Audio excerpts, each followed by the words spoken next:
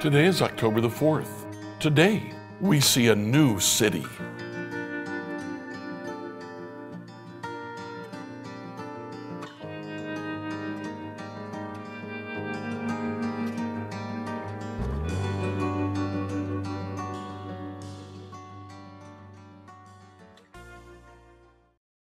Today, I'd like you to finish the reading of the book of Isaiah. Read chapters 46 through 48.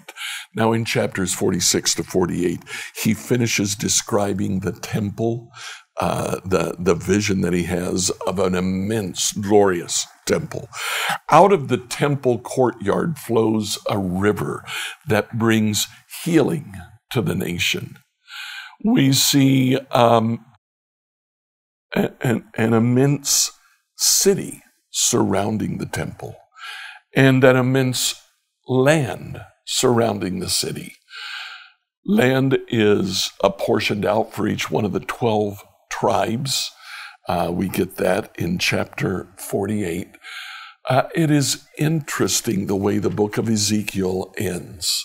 It ends abruptly, but it ends with the definite message intended for all of Israel. The distance around the entire city will be 6 miles. And from that day, the name of the city will be, "The Lord is there." Israel has lived without a temple. Israel has lived without a city.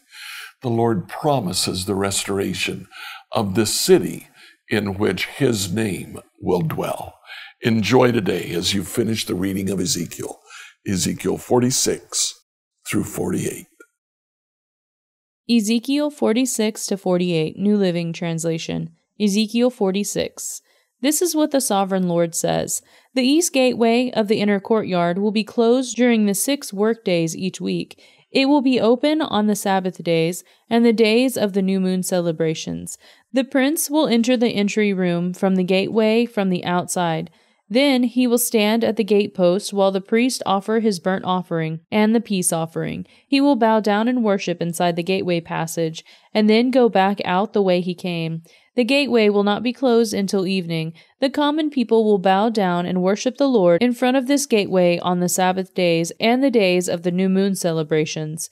Each Sabbath day, the prince will present to the Lord a burnt offering of 6 lambs and 1 ram, all with no defects. He will present a grain offering of a basket of choice flour to go with the ram and whatever amount of flour he chooses to go with each lamb. And he is to offer 1 gallon of olive oil for each basket of flour. At the new moon celebrations, he will bring 1 young bull, 6 lambs, and 1 ram, all with no defects. With the young bull, he must bring a basket of choice flour for a grain offering. With the ram, he must bring another basket of flour, and with each lamb, he is to bring whatever amount of flour he chooses to give. With each basket of flour, he must offer 1 gallon of olive oil. The prince must enter the gateway through the entry room, and he must leave the same way. But when the people come through the north gateway to worship the Lord during the religious festivals, they must leave by the south gateway, and those who enter through the south gateway must leave by the north gateway. They must never leave by the same gateway they came in, but must always use the opposite gateway. The prince will enter and leave with the people on these occasions. So, at the special feast and sacred festivals, the grain offering will be a basket of choice flour with each young bull, another basket of flour with each ram, and as much flour as the worshipper chooses to give with each lamb, 1 gallon of olive oil with each basket of flour. Give 1 gallon of olive oil with each basket of flour. When the prince offers a voluntary burnt offering or a peace offering to the Lord, the east gateway and the inner courtyard will be opened for him, and he will offer his sacrifices as he does on the Sabbath days. Then he will leave and the gateway will be shut behind him. Each morning you must sacrifice a 1-year-old lamb with no defects as a burnt offering to the Lord. With the lamb, a grain offering must also be given to the Lord, about 3 quarts of flour, with 1/3 a gallon of olive oil, to moisten the choice flour. This will be a permanent law for you. The lamb, the grain offering, and the olive oil must be given as a daily sacrifice, every morning without fail. This is what the sovereign Lord says. If the prince gives a gift of land to one of his sons as an inheritance, it will belong to him and his descendants forever. But if the prince gives a gift of land from his inheritance to one of his servants, the servant may keep it until the year of Jubilee, which comes every 50th year. At that time, the land will return to the prince. But when the prince gives gifts to his sons, those gifts will be permanent, and the prince may never take anyone's property by force. If he gives property to his sons, it must be from his own land, for I do not want any of my people unjustly evicted from their property. In my vision, the man brought me through the entrance beside the gateway and led me to the sacred rooms assigned to the priest, which faced toward the north. He showed me a place at the extreme west end of these rooms. He explained, "This is where the priest will cook the meat from the guilt offerings and sin offerings and bake the flour from the grain offerings into bread. They will do it here to avoid carrying the sacrifices through the outer courtyard and endangering the people by transmitting holiness to them." Then he brought me back to the outer courtyard and led me to each of its 4 corners. In each corner I saw an enclosure. Each of these enclosures was 70 feet long and 52.5 feet wide, surrounded by walls. Along the inside of these walls was a ledge of stone with fireplaces under the ledge all the way around. The man said to me, "These are the kitchens to be used by the temple assistants to boil the sacrifices offered by the people." Ezekiel 47. In my vision the man brought me back to the entrance of the temple. There I saw a stream flowing east beneath the door of the temple and passing into the right of the altar on its south side. The man brought me outside the wall through the north gateway and led me around the eastern entrance. There I could see the water flowing out through the south side of the east gateway.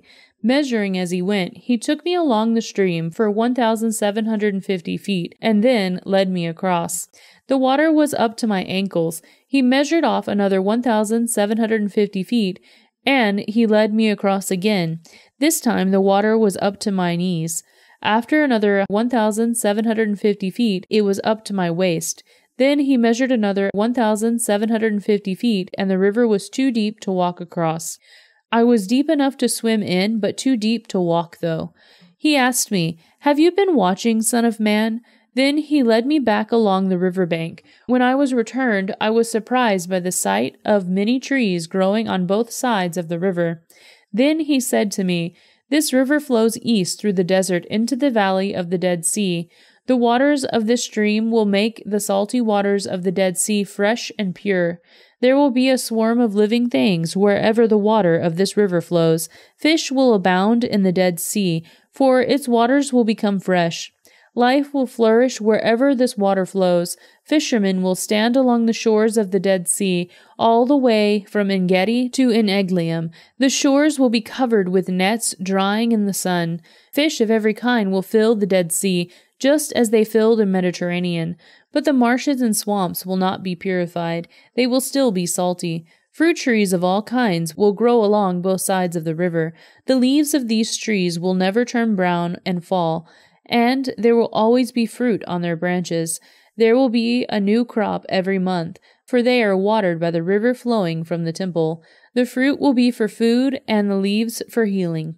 This is what the sovereign Lord says. Divide the land in this way for the 12 tribes of Israel.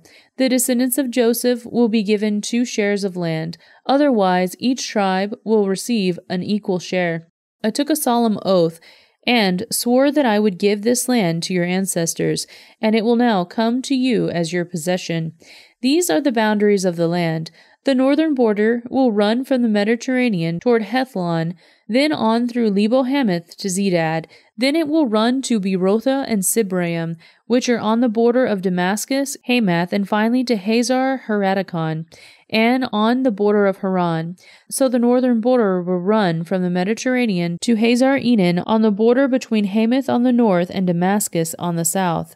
The eastern border starts at a point between Haran and Damascus and runs south along the Jordan River between Israel and Gilead, past the Dead Sea, and as far south as Tamar. This will be the eastern border. The southern border will go west from Tamar to the waters of Meribah and Kadesh, and then follow the course of the brook of Egypt to the Mediterranean. This will be the southern border. On the west side, the Mediterranean itself will be your border from southern border to the point where the northern border begins opposite Lebo-Hamath. Divide the land within these boundaries among the tribes of Israel. Distribute the land as an allotment for yourselves and for the foreigners who have joined you and are raising their families among you. They will be like native-born Israelites to you, and will receive an allotment among the tribes. These foreigners are to be given land within the territory of the tribe with whom they now live. I, the sovereign Lord, have spoken. Ezekiel 48. Here is the list of the tribes of Israel and the territory each is to receive. The territory of Dan is in the extreme north. Its boundary line follows the Hethlon road to Lebo-Hamath, and then runs on to Ezar-Henon on the border of Damascus, with Hamath to the north. Dan's territory extends all the way across the land of Israel from east to west. Asher's territory lies south of Dan's and also extends from east to west. Naphtali's land lies south of Asher's, also extending east to west. Then comes Manasseh south of Naphtali, and the territory also extends from east to west. South of Manasseh is Ephraim, and then Reuben, and then Judah, all of those whose boundaries extend from east to west. South of Judah is the land set aside for a special purpose.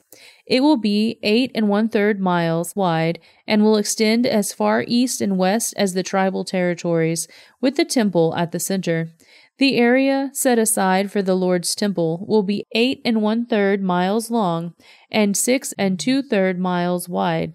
For the priests there will be a strip of land measuring 8 1/3 miles long by 1 1/3 miles wide, with the Lord's temple at the center.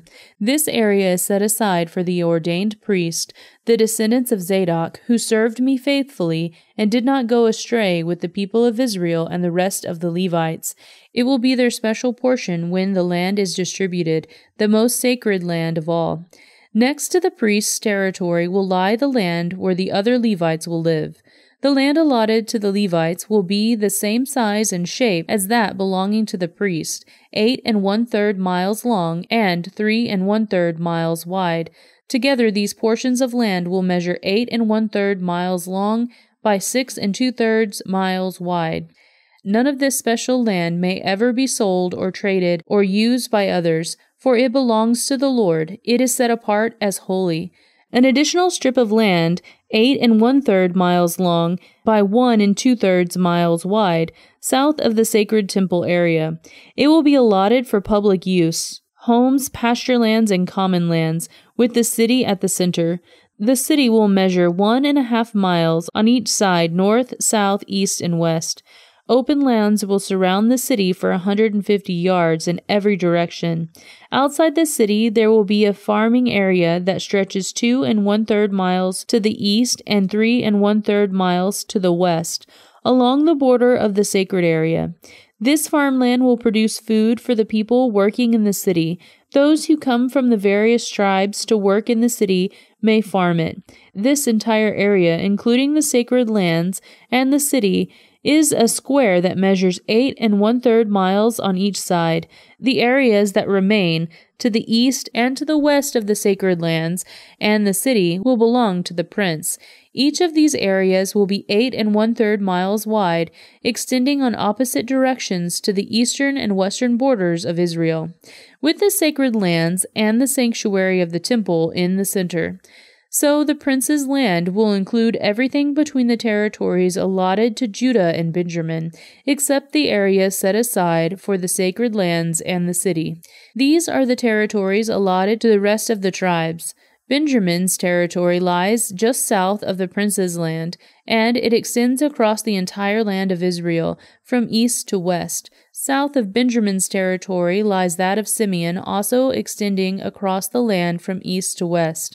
Next is the territory of Issachar, with the same eastern and western boundaries. Then comes the territory of Zebulun, which also extends across the land from east to west. The territory of Gad is just south of Zebulun, with the same borders to the east and west. The southern borders of Gad run from Tamar to the waters of Meribah and Kadesh, and then follows to the brook of Egypt to the Mediterranean. These are the allotments that will be set aside for each tribe's exclusive possession. I, the sovereign Lord, have spoken. These will be the exits to the city. On the north wall, which is 2.5 miles long, there will be 3 gates, each one named after a tribe of Israel.